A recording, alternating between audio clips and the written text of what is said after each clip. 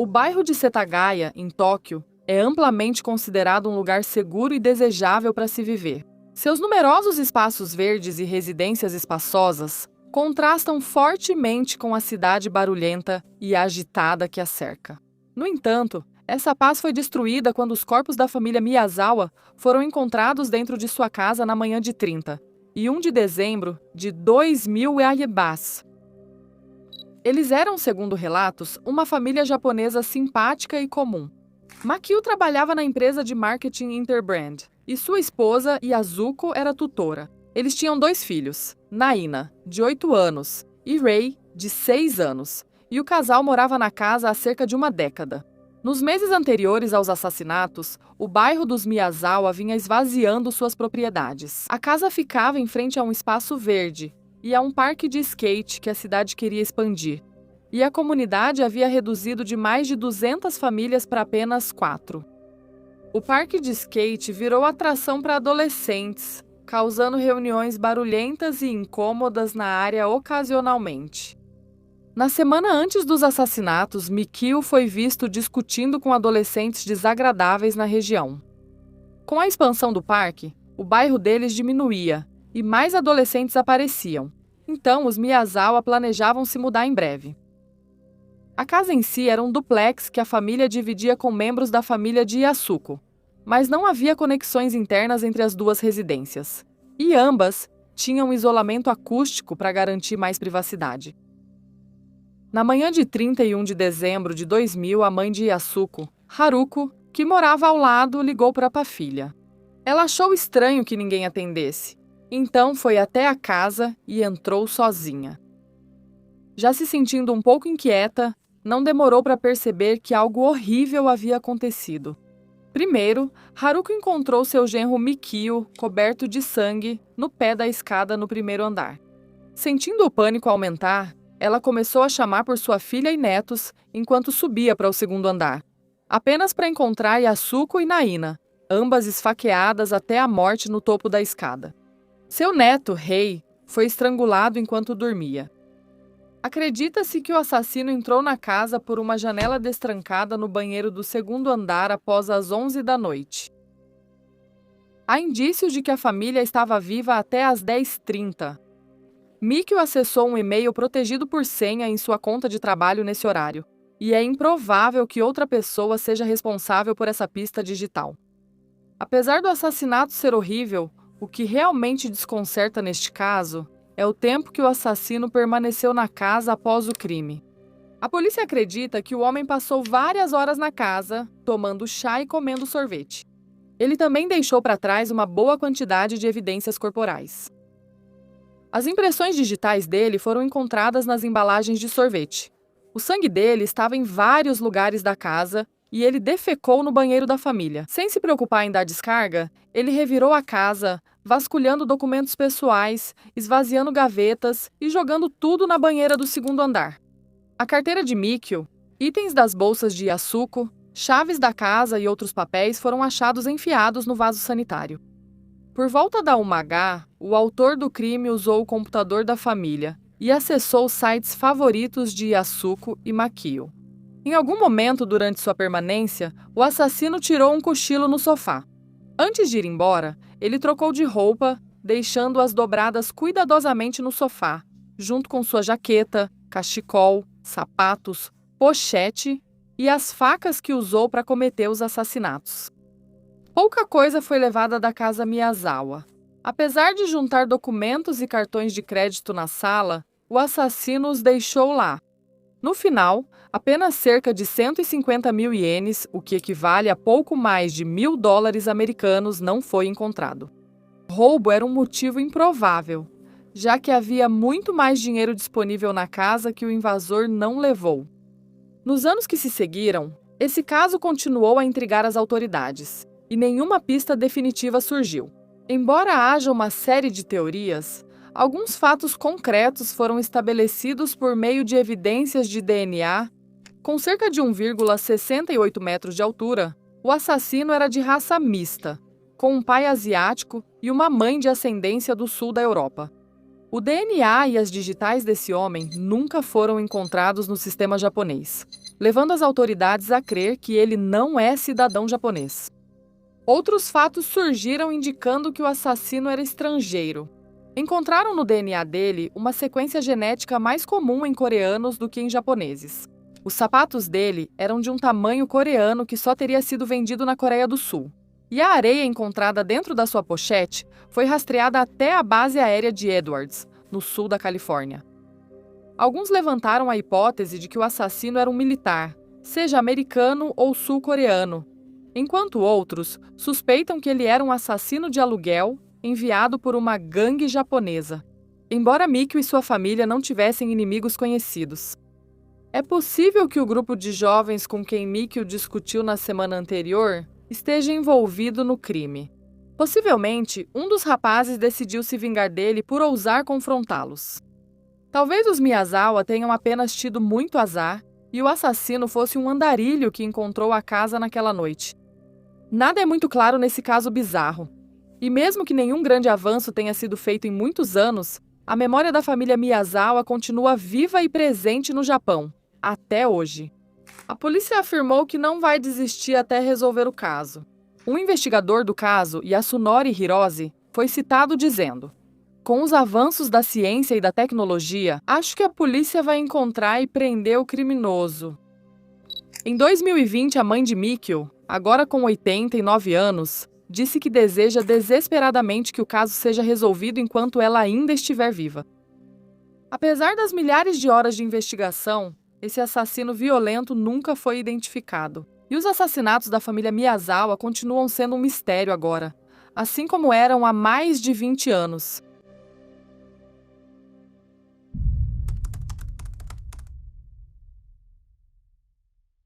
Na manhã de 15 de setembro de 2019, em Glendale, Arizona, Jéssica Nunes acordou em meio a uma situação estranha.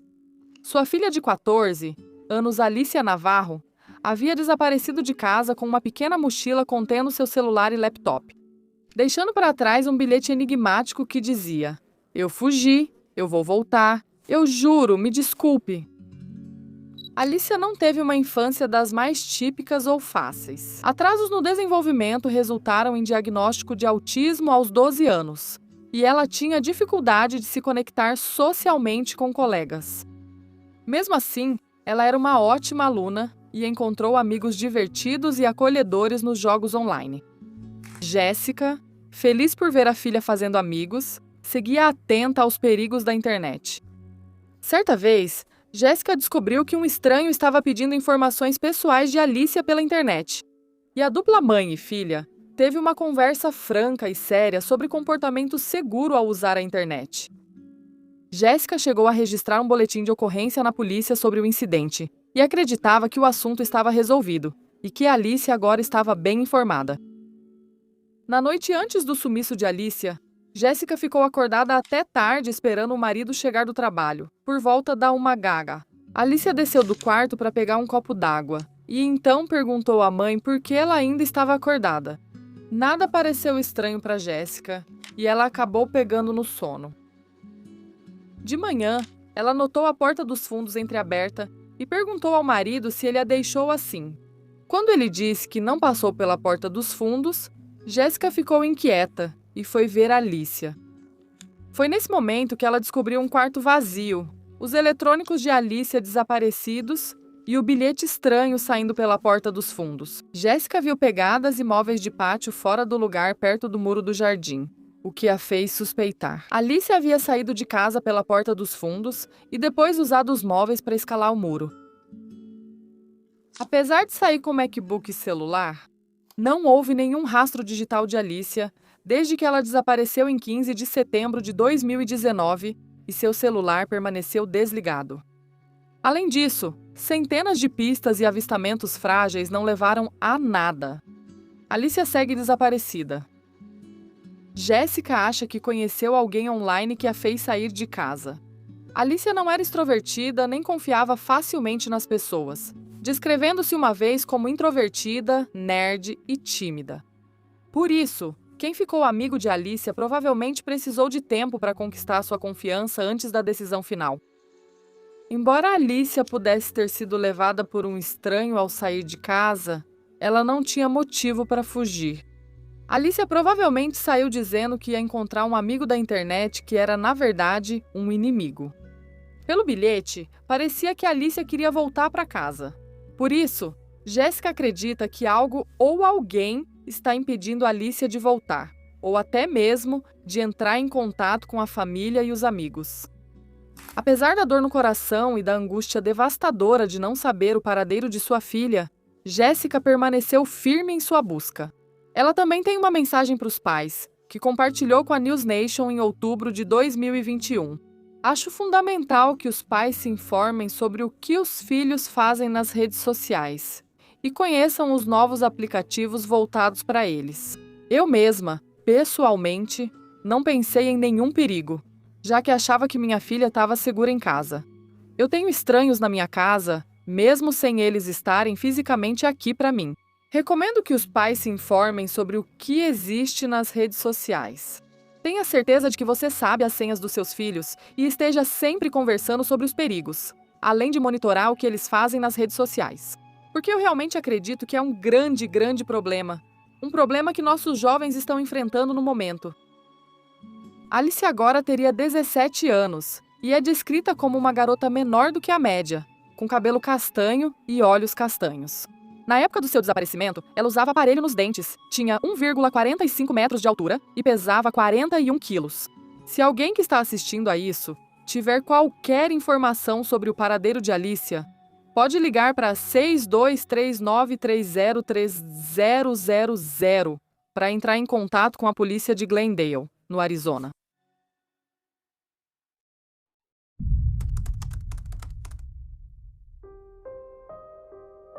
Conhecido como estrela em ascensão no meio jurídico e membro de destaque da comunidade asiático-americana de Washington, D.C., o assassinato do advogado Roberto Won, de 32 anos, abalou a cidade. Naturalmente, sendo uma grande área metropolitana, Washington, D.C. registra muitos assassinatos, mas não no elegante bairro de DuPont Circle, onde Roberto foi morto. Roberto morava em Oakdon, Virgínia, com sua esposa Kathy, e viajava com frequência para Washington, D.C. Primeiro, pelo trabalho no escritório de advocacia Covington e Burling, e mais recentemente, como conselheira-geral da Rádio Ásia Livre. Embora seu novo cargo não fosse tão lucrativo quanto o emprego anterior, Roberto estava entusiasmado com a missão da Rádio Ásia Livre de fornecer mídia sem censura para comunidades desfavorecidas em toda a Ásia. Na noite de 2 de agosto de 2006, Roberto trabalhava até tarde e decidiu dormir na casa de um amigo em vez de enfrentar a longa viagem para casa. Price, o amigo mencionado anteriormente, conheceu Roberto na William & Mary, onde ele estudou, e era dono de uma casa geminada de 4 quartos avaliada em $1,2 milhão em DuPont Circle. Outros moradores da propriedade incluíam o parceiro de longa data de Price, Victor Zaborski, o colega de casa Dylan Ward e uma jovem que morava no porão da propriedade. Quando Roberto chegou à casa de Price por volta das 22h30, Price e Ward o cumprimentaram e conversaram com ele na cozinha, enquanto Zaborski já estava em seu quarto no andar de cima. O inquilino do porão não retornou na noite de 2 de agosto. Logo após, Roberto foi levado ao quarto de hóspedes no segundo andar. Ward disse boa noite e foi para o seu quarto também no segundo andar. Enquanto Price subia para a suíte master no terceiro andar, que dividia com Zaborski. Ward se lembrou de ouvir Robert tomar banho e fechar a porta do quarto de hóspedes antes de dormir, após tomar um comprimido para dormir. Não muito depois que todos foram dormir. Price e Zaborski ouviram o alarme da porta de baixo, sinalizando que alguém entrava na casa, equipada com um sistema de segurança que tocava ao abrir uma porta. Achando que era o inquilino de baixo, os dois ignoraram até ouvirem grunhidos no segundo andar. Pulando da cama, as duas desceram correndo e acharam Robert sangrando na cama, com uma faca no abdômen. Às 23h49, Zaborski ligou para o 911 e informou à operadora que ele e seu parceiro estavam tentando estancar o sangramento. Tudo bem. Okay, is he breathing? He's breathing, but he needs help now. Okay, we have help en route, ma'am, okay? We do have help en route. Okay, just go down there and try to tell your husband or your the other half to just try to keep him calm and talk to him, okay? Keep him calm and talk to him until someone gets there. Okay. And at the same time, get a dry cloth and just hold it right there in the area. My partner's holding the holding it on him. Okay, and once it gets saturated with blood, tell him get another one. Go get another towel so you can apply it on top of that one once it gets filled up with blood. And we need you to apply pressure on that area. He is applying pressure right now. Okay, just hold it there until the paramedics get there. They should be pulling up any moment if they're already en route to your location. You don't know who did this.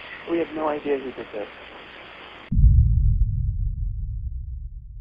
No entanto, quando os paramédicos chegaram à casa, o corpo de Robert estava suspeitamente limpo, assim como a cena do crime.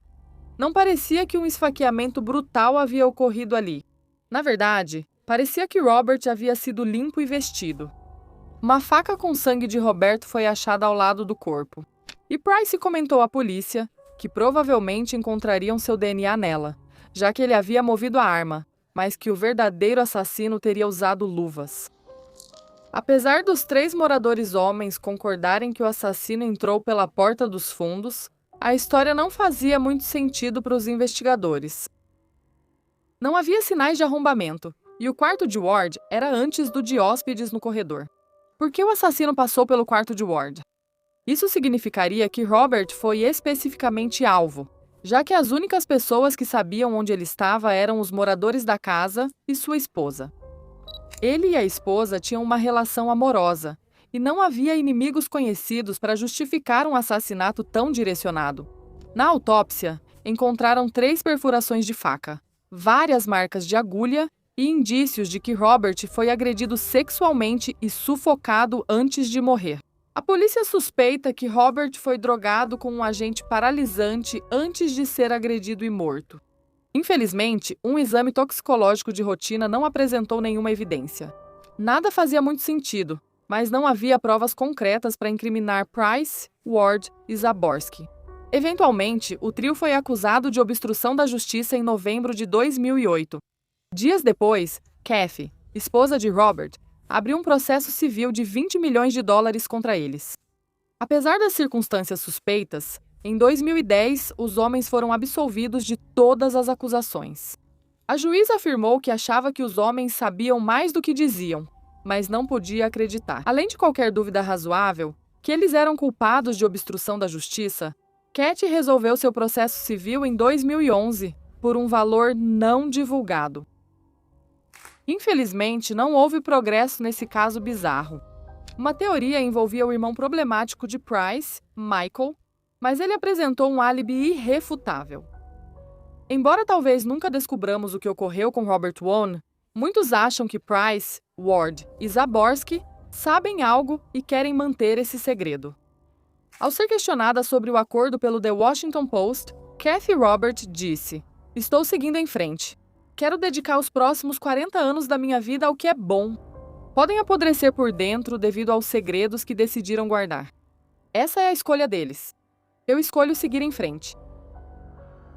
Investigadores afirmam que o caso seguirá aberto na esperança de obter provas adicionais para acusar alguém. Até o momento desta gravação, o assassinato de Robert Eric Wone segue sem solução.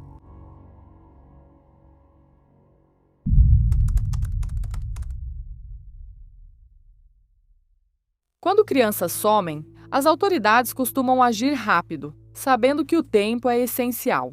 Infelizmente, esse privilégio quase nunca é dado aos adultos desaparecidos, mesmo quando as circunstâncias são bastante suspeitas.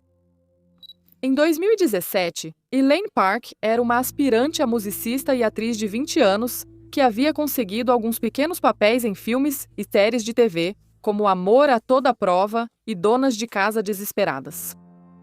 Crescendo em La Crescenta, um subúrbio de Los Angeles, ela tinha sido líder de torcida no ensino médio e era descrita como animada e simpática.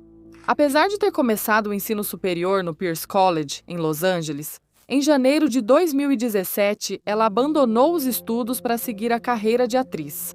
Na noite de 27 de janeiro de 2017, Elaine tinha ido ao cinema com seu namorado, Devine, ou Dave Comper, filho de um empresário famoso de Los Angeles. O casal vivia entre idas e vindas, mas havia se reaproximado recentemente. Após o filme, Imagens de segurança registraram o casal retornando ao apartamento de Div em Calabasas por volta da 1h, cerca de 48 quilômetros a oeste da casa de Elaine em La Crescenta. De acordo com Div, os dois foram dormir até que Elaine o acordou por volta das 4h da manhã tremendo, cantando e atuando. Curiosamente, ele acreditava que ela estava tendo um ataque de pânico e tentou fazê-la se acalmar.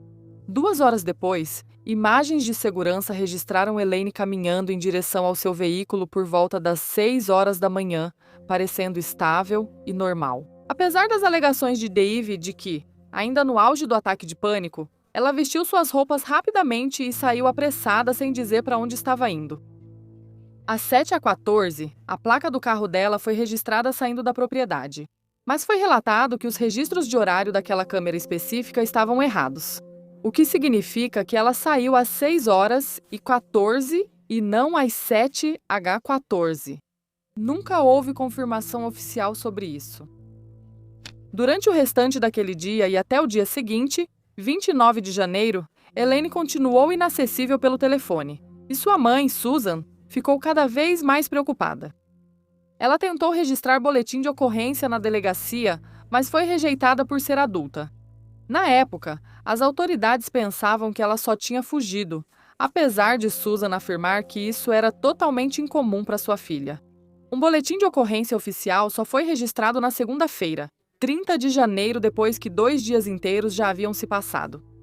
A polícia interrogou Div, mas como ele colaborou e foi descartado como suspeito, seu apartamento e arredores não foram revistados. Em 2 de fevereiro, o Honda Civic cinza de Elaine foi achado perto da Pacific Coast Highway, em Malibu. Todas as portas estavam abertas, e os pertences de Elaine, incluindo as chaves na ignição, ainda estavam no carro. O carro estava sem bateria porque as chaves ficaram ligadas, fazendo a bateria descarregar. Sem sinais de luta ou crime, investigadores supõem que Elaine saiu do carro por vontade própria, apesar do local ser estranho para ela parar. O carro foi encontrado a 20 milhas a oeste de sua última localização conhecida, no apartamento de Div em Calabasas, e ainda mais a oeste de sua casa em La Crescenta. O que ela estava fazendo em um trecho da estrada à beira-mar tão cedo pela manhã? Ela claramente não ia para casa. Cães foram trazidos para encontrar o cheiro dela, e a busca se expandiu pela paisagem rochosa ao redor com quadriciclos, mergulhadores e drones. Nenhum sinal de Elaine foi achado. A principal teoria passou a ser suicídio, e a polícia acreditava que ela tirou a própria vida. Embora Elaine fosse conhecida por ter episódios de depressão, sua família e amigos discordam fortemente dessa conclusão, suspeitando que um crime seja o cenário mais provável. A polícia nunca descartou que algo sinistro possa ter acontecido com Elaine, mas continuaram dizendo à mãe dela que era mais provável que ela tivesse cometido suicídio ou fugido por conta própria. A mãe dela contratou um detetive particular para investigar, mas nada foi concluído, mesmo com várias recompensas oferecidas ao longo dos anos. O desaparecimento de Elaine Park é cercado de suspeitas. Da linha do tempo confusa da manhã de 27 de janeiro, ao relato do namorado e à recusa da polícia em investigar seu papel. Além disso, o carro dela estava impecável quando foi encontrado.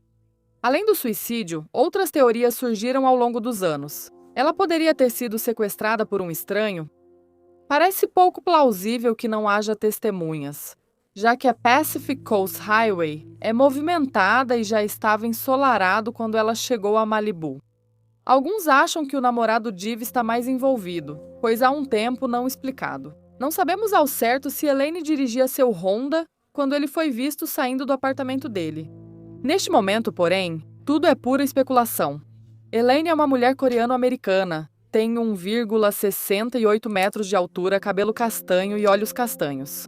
Ela gostava de usar maquiagem pesada e tem 3 tatuagens distintas: um crânio de vaca e uma mariposa no braço esquerdo, uma adaga no braço direito e uma rosa no ombro esquerdo. Se você tiver qualquer informação sobre Elaine Park, pode ligar para o número de denúncias 1-800-551-308. 6. Ou para o Departamento de Polícia de Glendale, 8185-4849-11. Para o nosso caso final, vamos sair dos Estados Unidos e ir para a Polônia para discutir um dos casos mais intrigantes e não resolvidos deles: o desaparecimento de Ivana Wieczorek. Saindo para uma noite de diversão com sua melhor amiga, Adria, e 3 conhecidos do sexo masculino, Ivana Wieczorek, de 19 anos, desapareceu abruptamente nas primeiras horas da manhã de 17 de julho de 2010. Tendo acabado de se formar no ensino médio, Ivana estava morando em Gdańsk, na Polônia, e estava animada planejando uma viagem para a Espanha. Embora Ivana ainda estivesse abalada com o término recente com seu namorado Patrick, sua amiga Adria conseguiu convencê-la a sair de casa para uma noite de diversão. Elas saíram pela cidade com 3 rapazes conhecidos há um mês. Pavel seria o par de Ivana naquela noite, mas ambos perceberam que não havia muita atração e seguiram de forma platônica. A noite começou com drinks antes de irem para uma boate em Sopot, a 18 minutos ao norte de Gdańsk. Embora Ivana tenha começado animada, conforme a noite avançava, seu humor piorou ao saber que seu ex, Patrick, aparentemente estava na cidade com outras garotas. Ela saiu da boate e iniciou a caminhada de quase 6 quilômetros até em casa a pé, por volta das 4h pela Avenida Beira-Mar. Enquanto caminhava, ela ligou para Adria, e as duas discutiram rapidamente, pois Ivana estava irritada porque Adria não saiu da boate com ela. A discussão foi resolvida pelo telefone, e as duas conversaram novamente alguns minutos depois, quando Ivana ligou para Adria para avisar que a bateria do seu celular estava acabando. Nesse momento, Adria já tinha saído da boate e estava indo para casa também. Ivana contou para a amiga onde estava na Avenida Beira-Mar e perguntou se podia ir para a casa de Adria. Ela não queria ir para casa, já que estava um pouco bêbada e hesitava em cumprimentar a mãe naquele estado. Adria, compreendendo a situação, deixou as chaves embaixo do tapete para Ivana antes de ir dormir. Quando o novo dia amanheceu, Adria acordou e percebeu que Ivana não estava em seu apartamento e que as chaves, intocadas, ainda estavam debaixo do tapete. Ela achou que Ivana tinha ido para casa, enquanto a família de Ivana pensava que ela estava com Adria. O desaparecimento dela só seria notado no final da tarde. Após o alarme, autoridades buscaram onde Ivana foi vista pela última vez, mas nada foi encontrado. A última imagem de Ivana foi registrada por câmeras de segurança, enquanto ela seguia para casa na Avenida Beira-Mar, por volta das 4 da manhã. Ela parece cansada, segurando os saltos nas mãos e vestindo as roupas da boate. Há um homem visível atrás dela nas imagens, vestindo uma camisa xadrez, mas ele nunca foi identificado pela polícia e nenhuma testemunha jamais se apresentou dizendo ser ele. Infelizmente, apesar da divulgação que o caso recebeu na Polônia, não houve muito progresso. Em 2017, câmeras de segurança mostraram que uma equipe de manutenção desviou seu caminhão na área onde Ivana foi vista pela última vez. O veículo desviou de sua rota normal e passou um tempo desconhecido em uma área com entradas para bueiros. Supõe-se que Ivana foi atacada por um dos homens da equipe e que eles descartaram seu corpo nos bueiros antes de continuarem. Não se ouviu mais sobre essa teoria, parecendo apenas especulação. Em maio de 2021, uma bolsa contendo um par de meias calças e 2 facas foi encontrada na área onde Ivana foi vista pela última vez. Mas ainda não está claro se esses itens têm alguma relação com o caso. Também surgiram suspeitas sobre os homens que estavam com Ivana naquela noite e seu ex-namorado Patrick. Patrick, em especial, segue mudando sua versão sobre onde estava e o que fazia quando Ivana sumiu, mas ele nunca foi formalmente acusado pelo desaparecimento dela.